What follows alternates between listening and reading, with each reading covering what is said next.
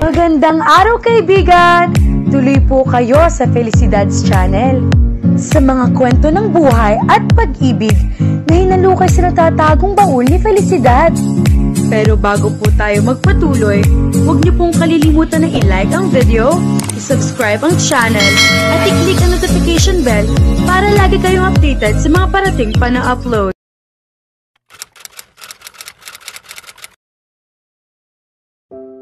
Lumipas ang isang linggo na hindi tumawag o dumalaw uli si Larry.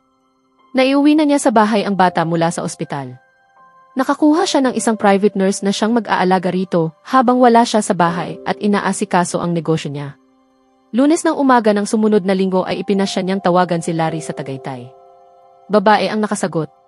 Sandali siyang nag-alangan. Hello, sino ito? Nairita si Mariz. Tumikim siya. Gusto kong makausap si Larry. Si Mrs. Winfield ito. Nagsalubong ang mga kilay ni Mariz at sinulyapan ang binatang nakatulog na sa ibabaw ng drafting table. Ikinalulungkot ko pero katutulog lang niya. May mensahe ka ba? Pakisabing tumawag ako. Salamat, iyon lang at ibinaba niya ang phone. Nanlalambot na napaupo siya sa sofa. Tila may patalim na humihiwa sa dibdib niya at napakakirot ng dulot niyon. Si Marie sa kabilang dako ay nagkibit ng mga balikat at muling ibinalik ang cellphone ni Larry sa ibabaw ng mesa nito.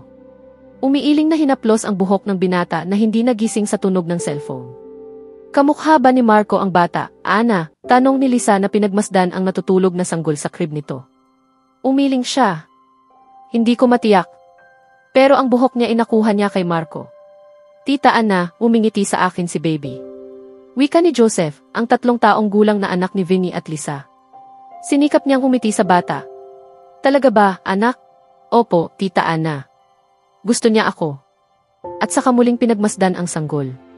Ano ngayon ang plano mo? Patuloy ni Lisa. Dito ko palalakihin ang bata sa San Agapito, paniniyak niya at tumanaw sa bintana. Mula roon ay kitang-kita ang malawak na karagatan. Ipagbibili ko ang unit ko sa Maynila. Inaasikaso ko ang pagtatayo ng branch ng pizza station sa bayan. Nakakuha na ako ng lupang pagtatayuan ng 2-story building. Ang ibaba ay ang pizza house. Alam ba ni Larry ito? Muli nitong tanong. 2 linggo nang mahigit mula nang makauwi si Ana at ang sanggol sa San Agapito. Sinubukan kong tawagan siya, Lisa. Babae ang nakasagot sa tawag ko. 7:00 ng umaga siya tumawag at katutulog lang ni Larry ayon sa babae.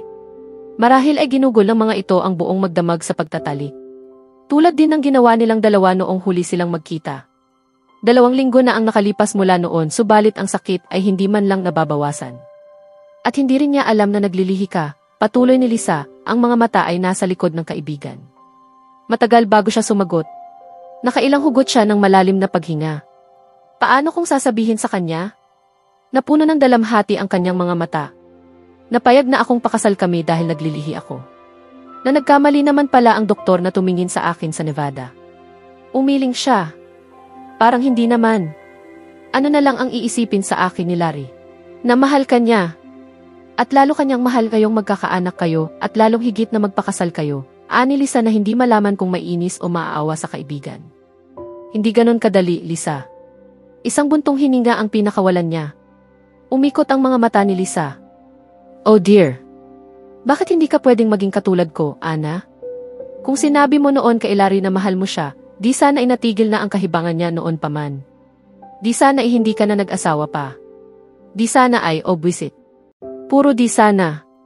Hindi niya mapigil ang hindi mangiti sa kaibigan. Magandang umaga, Mrs. Winfield, bati ng nurse pagpasok ni Ana sa nursery, nakapantulog pa. Maaga kayong nagising. Hindi ko nga sana gustong bumangon, Elaine, dahil nahihilo ako. Pero may appointment ako sa building contractor ngayong umaga. Lumapit siya sa crib ng bata at tiningnan ito. Hello, sweetheart, nilaro-laro niya ang kamay ng sanggol. Kanina pa ba siya gising, Elaine? Opo, ma'am.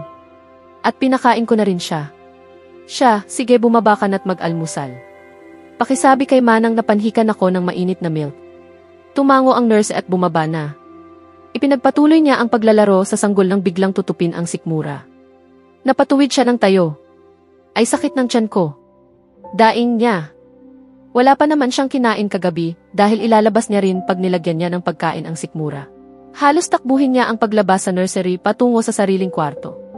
Sa pagmamadali ay hindi na napansin ang may dala ng mainit na gatas sa may ibaba ng hagdan.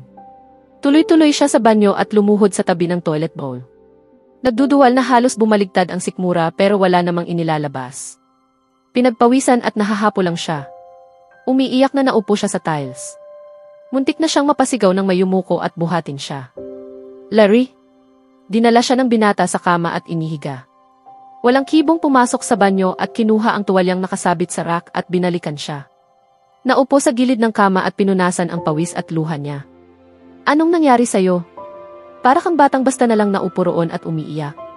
Napangiti nitong tanong habang pinapahiran ang mukha niya. Ako? Masakit ang tiyan ko. Tumango ang binata. At hindi niya maintindihan kung bakit kumikislap ang mga mata nito na tila naaaliw. Ano ang kinain mo kagabi? Wala siyang maisip dahil wala siyang kinain. Hindi ko maalala. Siyempre. Inabot siya nito at itinayo.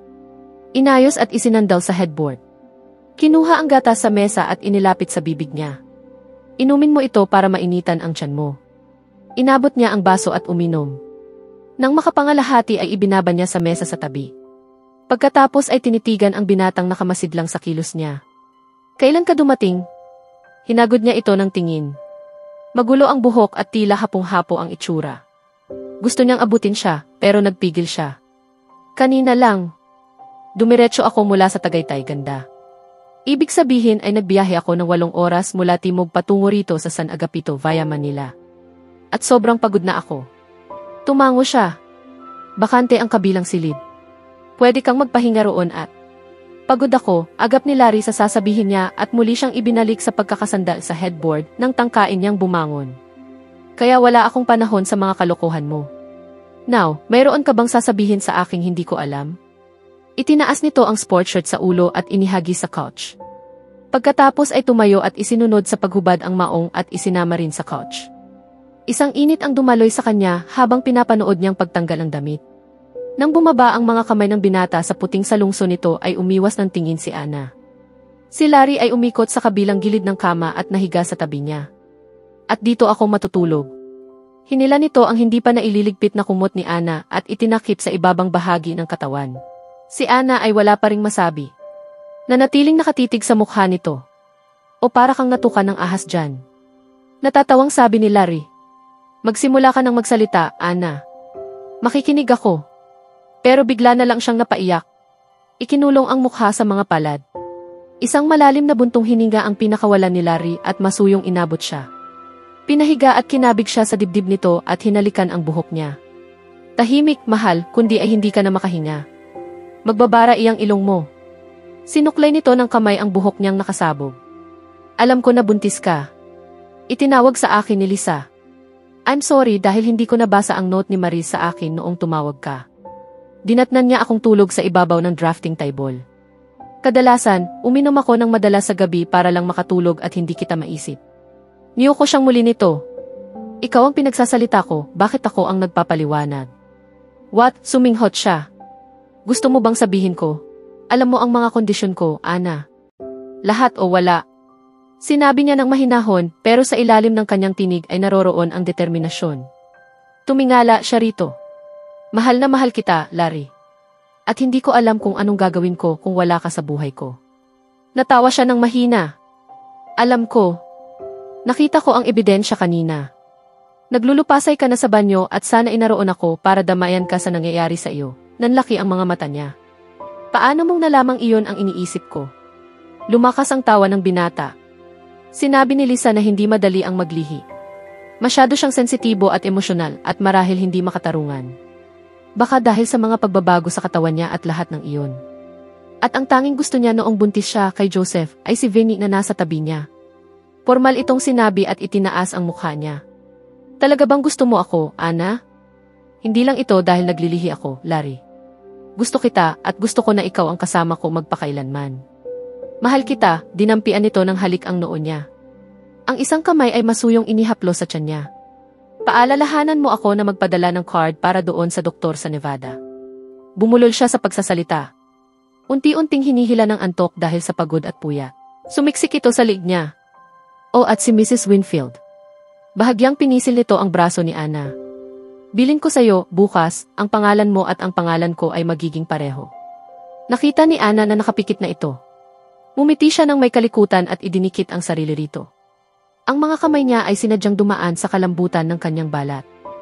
Larry, gusto ko lang ipaalala sa iyo na kasama sa changes ng naglilihi ay iyong. Umangat siya at may ibinulong. Umuwal si Larry at kumawala at idinapa ang sarili sa kama at ibinaon ang mukha sa unan. Umalingaw-ngaw sa silid ang tawa ni Ana. Muli na namang nagtapos ang isang napakagandang kwento ng pag-ibig. Taos puso ang pasasalamat namin sa lahat ng patuloy na sumusubaybay. Hanggang sa susunod nating kwento, nawa ay lagi tayong magsama-sama. Pagpalain kayo ng Diyos at mag-ingat kayo palagi.